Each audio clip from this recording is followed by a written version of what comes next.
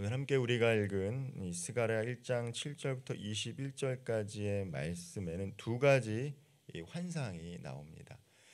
이 스가랴와 함께 동시대에 사역했던 이 학계는 예언의 말씀을 통해서 메시지를 전했다라면 이 스가랴는 이 환상을 통해서 이 말씀을 전하고 있는데, 특별히 이제 뒤에도 계속해서 환상이 나오지만 오늘은 두 가지 환상이 나옵니다. 이 두 가지 환상을 통해서 이 포로에 들어온 이스라엘 백성들이 이 현실 앞에서 낙심하고 있을 때 왜곡된 평안을 드러나게 하시고 진짜 회복이 어떻게 이뤄가는지를 보여주는 환상이 바로 오늘 본문이기도 합니다. 본문의 첫 환상은 다소 상징적인 요소가 많이 기록이 되어 있어요. 오늘 7절부터 17절까지가 이 첫 번째 환상의 내용인데요. 이렇게 내용을 이렇게 읽다 보면 이미지가 한 번에 들어오지 않을 수도 있습니다. 이미지는 들어오더라도 누가 말을 하는 것인지 어떤 이의 말을 듣는 것인지 헷갈릴 수가 있어요. 이 붉은 말을 탄 사람이 나오고요, 자줏빛 말, 백마, 그리고 화석류 나무와 골짜기 등의 다양한 이미지가 그려져 있습니다. 하지만 이미지들의 세부적인 상징에 매달리는 것보다 중요한 것은 이 환상이 무엇을 말하고 있는가, 메시지에 집중하는 것들이 필요할 것입니다. 스가랴가 본 환상은 이렇습니다. 밤중에 한 사람이 붉은 말을 타고 화석류 나무 사이에 서 있고요, 그 뒤에 여러 색깔들의 말들이 따라 서 있습니다. 이 말들은 온 땅을 두루 다니며 하나님의 명령을 수행하는 천사들입니다.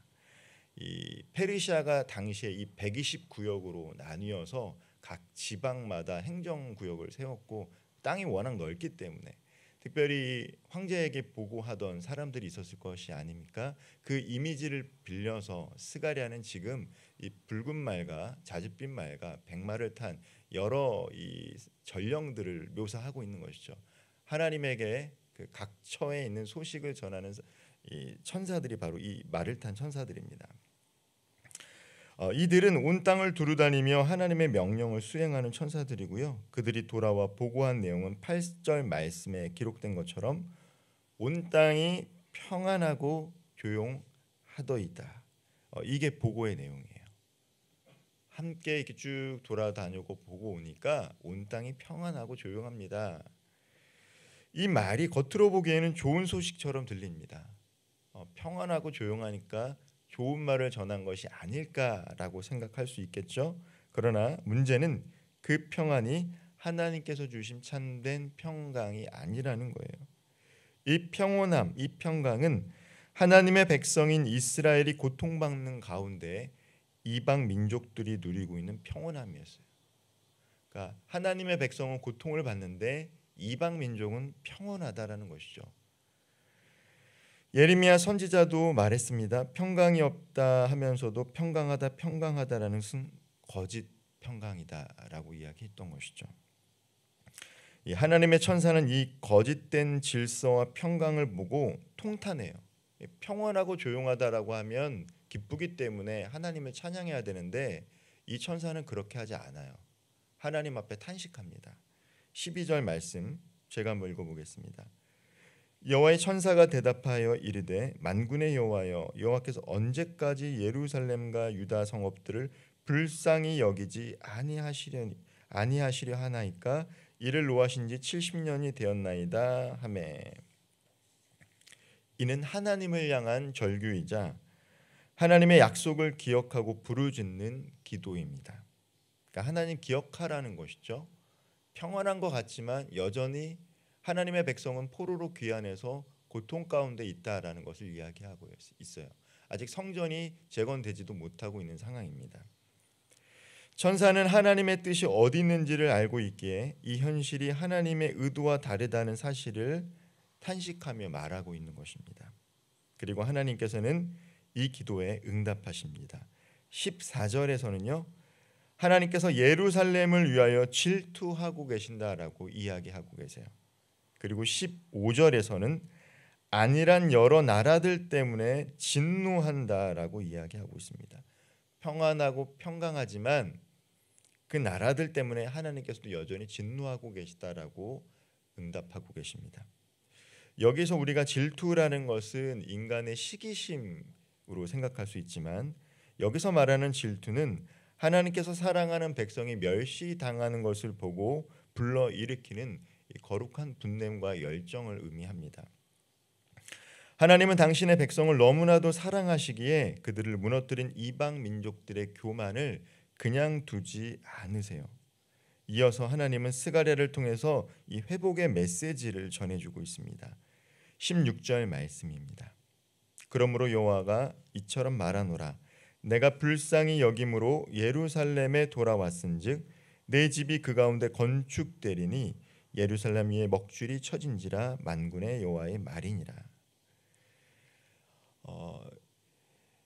이 스가랴 말고도 이전 포로기 전에 있던 선지자들이 외쳤던 메시지는 무엇이냐? 여호와의 날이 심판이 임할 것이다와 함께 하나님께서 택하신 백성을 회복시키기 전에 나타났던 징조가 뭐냐면 이방 민족들의 심판이었어요. 이방 민족들의 심판이 있어야지 이스라엘이 회복이 된다는 게 스가랴 전부터 왔던 선지자들이 선포했던 메시지입니다. 그런데 이방 민족들이 평안해요. 그럼 이스라엘 백성들이 어떻게 느끼겠습니까? 아직 우리 때가 회복되지 못하겠구나라고 생각하겠죠. 그래서 천사는 이방 민족들이 겪고 있는 평안과 평강에 대해 탄식하는 거예요. 왜 이들이 평강합니까? 하나님. 그러자 하나님께서 말씀하시는 것은 내가 질투하며 이 이스라엘 백성들을 내가 지켜주겠다라고 얘기하시고 회복시켜 주시겠다는 메시지를 이 스가랴 선지자를 통해서 이야기하는 것입니다. 아울러 그들의 마음을 어루만짐과 동시에 성전을 건축하게 하는 거죠. 이는 다시 성전이 세워지고 하나님의 임재가 회복될 것을 뜻합니다. 하나님은 단지 위로만 하시는 것이 아니라 실제로 다시 일하시겠다라고 말씀해주고 계세요. 그리고 중요한 약속이 17절에 나옵니다. 다시 예루살렘을 택하리라. 다시 예루살렘을 택하리라. 과거에 하나님은 범죄한 이스라엘에게 너는 내 백성이 아니다라고 호세아 선지자를 통해서 이야기했어요. 안미 내 백성이라는 뜻인데 부정어 로가 붙여서 안미 너희들은 내 백성이 아니다라고 얘기했습니다. 내가 너희들을 버렸다라고 얘기했어요. 그런데 다시 오늘 하나님께서 회복의 말씀을 전하고 있습니다. 내가 다시 예루살렘을 택하리라. 이것은 단지 과거를 덮고 넘어가는 차원이 아니라 죄에서 돌이킨 백성을 새롭게 하고 시작할 수 있는 기회를 주시는 하나님의 은혜의 선포입니다. 즉 하나님은 돌아오라. 이 슈브 너희가 내게로 돌아오면 내가 너희들에게 돌아가겠다라고 말씀하시는 것은 무엇이냐면 다시 새로운 기회를 주시겠다라는 은혜의 초청인 거예요. 이 스가랴가 본 두 번째 환상은 4개의 뿔과 4명의 대장장이에 대한 내용입니다. 심판에 대한 환상의 메시지이죠. 여기서 뿔은 구약에서 종종 권력과 힘을 의미합니다. 요한계시록에서도 뿔 달린 동물들은 권력과 힘을 가지고 있다는 것을 의미하죠. 이 4개의 뿔은 이스라엘을 짓밟고 흩어버린 열방의 세력들을 의미해요. 아수르와 바벨론을 비롯한 사방에 있던 이 적들을 상징합니다. 그런데 하나님은 이 뿔들을 꺾기 위해 4명의 대장장이들을 보내십니다. 이들은 금속을 두드리는 망치로 강한 적들의 교만을 부수는 하나님의 동역자들인 것이죠.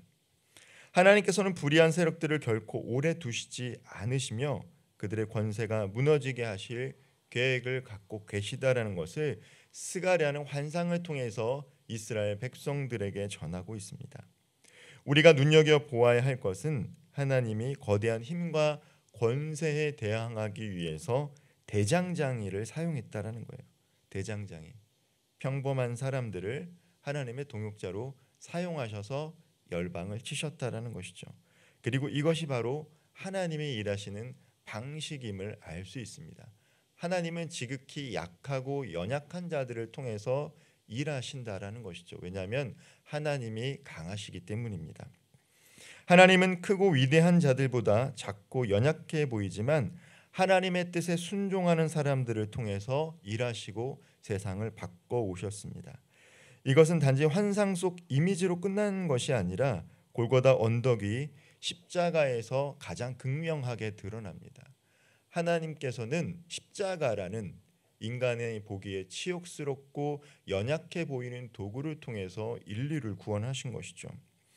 아무 힘 없어 보이던 예수님의 십자가가 결국은 죄와 사망을 이기고 온 세상을 구원하시는 하나님의 도구가 되었던 것처럼 하나님은 연약한 방식을 통해서 일하십니다. 오늘 우리 시대의 대장장이들이 누구입니까? 하나님의 공의와 정의를 드러내는 사람들이 누구입니까? 바로 하나님께서 선택하신 성도들이라는 거예요.